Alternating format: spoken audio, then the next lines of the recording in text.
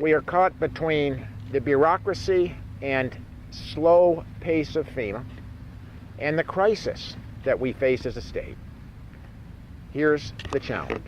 We have state office workers working in inadequate space, not able to produce as efficiently as we wish, scattered all over the state in office space that is divided from the folks they should be working with.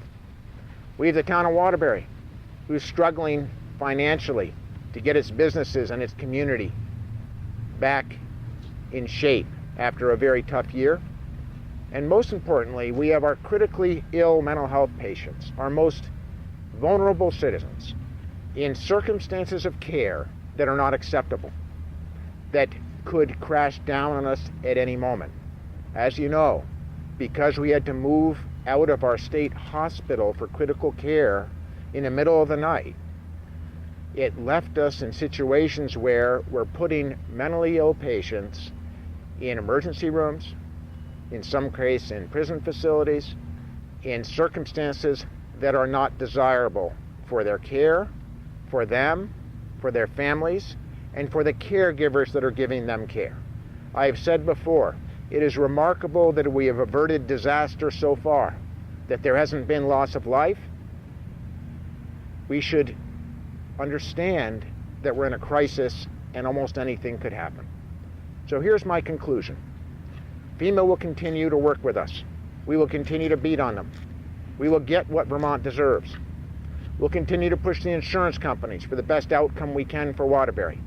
But I am making the decision to push ahead on the construction of the new hospital at Berlin by breaking ground before snow flies, by ensuring that we continue to build out the beds in Rutland and in Brattleboro and in Morrisville to get us out of the mental health crisis that we're in. Any other approach would be unacceptable.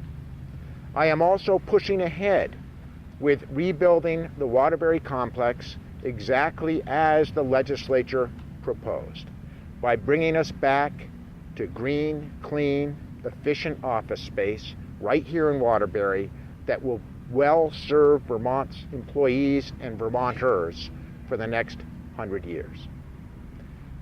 What if? What if FEMA doesn't give us exactly what we expect?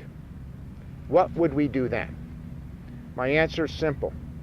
As governor, I will work with Senator Leahy, Senator Sanders, and Congressman Welch, and President Obama to get the money we deserve.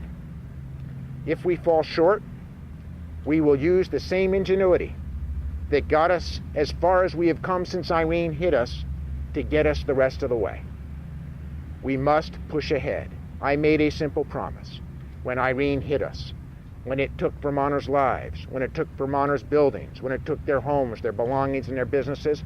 I promised that we would rebuild this state better than the way Irene found us. I will deliver on that promise. Together, collectively, we Vermonters will deliver on that promise. We push ahead despite FEMA's bureaucracy.